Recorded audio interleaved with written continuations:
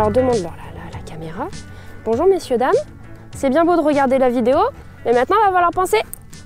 Fais ton travail sérieusement. Mais maintenant il va falloir penser à s'abonner. Et salut les petits pattes, c'est Riddle Rider. Et aujourd'hui je vais te parler de casque, mais plus précisément de comment est-ce que tu vas pouvoir choisir ton casque quand tu n'y connais rien. Parce qu'effectivement, on remarquera un échantillon assez large de casques et quand on est débutant, on peut vite être perdu, on peut vite ne rien y comprendre.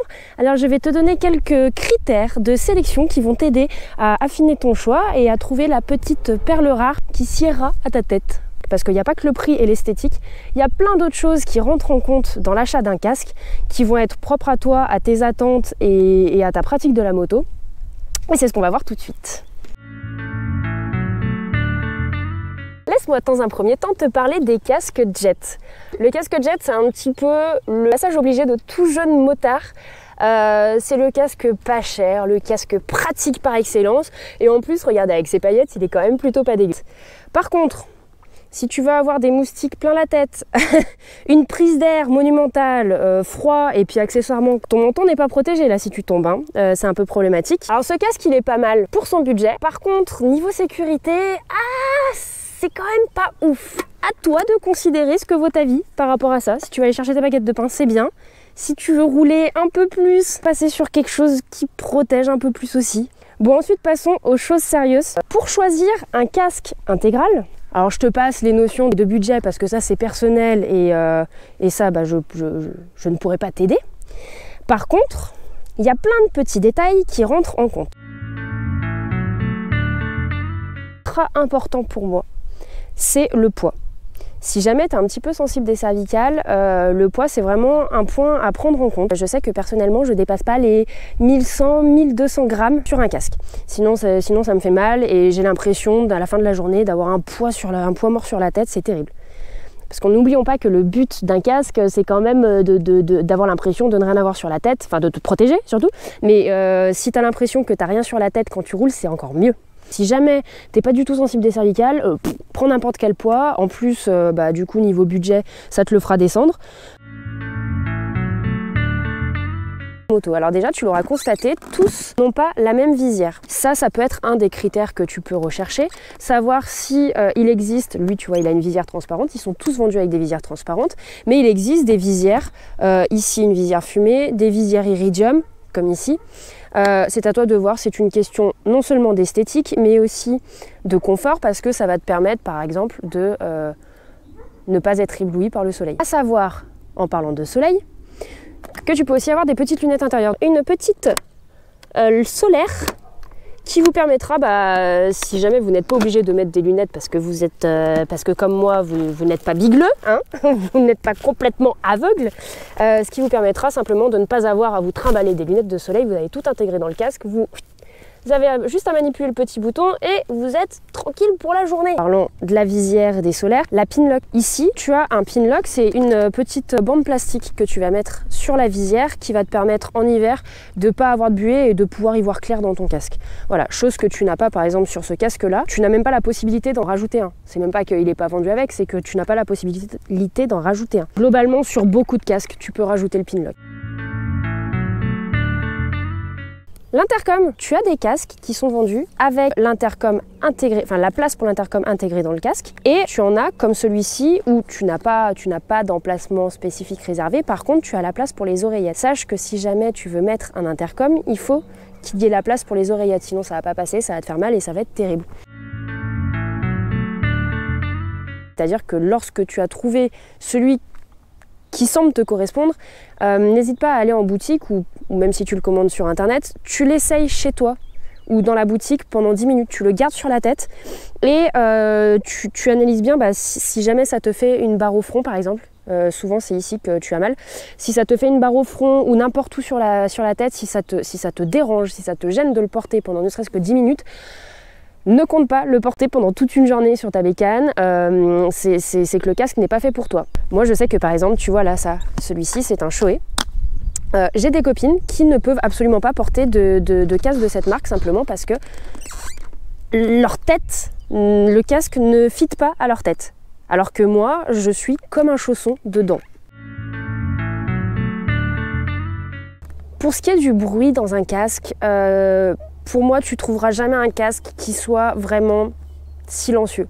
Je fais partie des gens qui considèrent que mettre des boules qui est dans un casque, c'est quand même la meilleure solution. Et en plus, ça te permet d'être moins fatigué. Donc, au niveau du bruit qu'il y a dans ton casque, très clairement, sur un casque jet, tu vas avoir énormément de bruit. Pareil, sur un modulable, tu vas avoir, sur un casque identique, tu vas avoir plus de bruit sur un casque modulable que sur un casque intégral classique. Donc, il faut que tu aies sur un casque les encoches adaptées. Ici, tu vois, sur le chouet, tu as les petites encoches pour faire passer tes lunettes. Si je peux aussi te donner un conseil vis-à-vis de tes lunettes pour qu'elles puissent passer dans ton casque, fais en sorte que la branche soit la plus droite possible. Si jamais ici elle est trop inclinée, tu vas galérer à la mettre dans ton casque et tu risques de les péter ou de te faire mal et personne n'a envie de ça. Vous avez ici, vous voyez, une aération sur l'avant, une aération sur le dessus que vous pouvez ouvrir et fermer selon la température qu'il fait, selon le bruit, par exemple, qui pourrait vous gêner ou pas. Comme ici, tu n'as pas la possibilité de régler les aérations, ce qui peut potentiellement poser problème en hiver, par exemple, quand il fait froid. Ensuite, tu vas avoir le casque trail. Le casque pour faire du off-road. Alors sache déjà que si tu achètes ce genre de casque pour aller sur route, sur autoroute ou quoi que ce soit, tu risques fortement de galérer parce que ça là, tu as une prise au vent monstrueuse. Donc ne t'attends pas à pouvoir atteindre des pointes de vitesse avec ce genre de casque. Toutefois, si jamais tu veux aller sur des chemins ou si même tu pratiques souvent de la moto dans des sous-bois, c'est très pratique parce que ça te permet de te protéger du soleil sans pour autant obscurcir ta vision avec un écran solaire. Donc voilà, ça te permet simplement de mieux appréhender la route et de mieux voir la route, notamment quand il y a du soleil. À savoir que sur ce casque-là, il y a tout de même... je vais vous le prendre de l'autre main pour vous montrer. Sur ce casque-là, il y a tout de même une visière solaire à l'intérieur. Voilà. Pareil. Je vous ai pas dit, mais sur ceci, il y a une petite bavette anti-remous et un petit cache-nez. Toujours des petits accessoires qui vous permettent de ne pas avoir trop d'air en fait dans la tête, de moins souffrir de l'aération au niveau de votre faciès. Celui que j'affectionne peut-être le moins, mais c'est surtout dû à son poids, c'est le casque modulable. Vous avez deux types de casques modulables. Vous avez, comme celui-ci, les casques qui s'ouvrent juste quand vous êtes à l'arrêt en mode casquette. Et vous n'allez pas pouvoir rouler, enfin si en ville à faible vitesse, mais simplement parce que la prise au vent est trop importante et ça va vous faire mal au cervical et vous allez galérer. Il existe aussi des casques modulables où la mentonnière va aller complètement derrière et à ce moment-là, vous pouvez rouler en ville avec le casque complètement ouvert. Si vous voulez pouvoir ouvrir votre casque, enfin pouvoir avoir le visage libre tout en ayant une bonne protection sans pour autant le quitter, voilà, c'est un bon compromis. À savoir que donc un casque modulable par rapport à un casque intégral, il va être plus lourd et il va être plus bruyant. Souvent, un casque équivalent, voilà, vous prenez exactement les deux mêmes modèles, la même marque, mais un casque modulable et un casque intégral.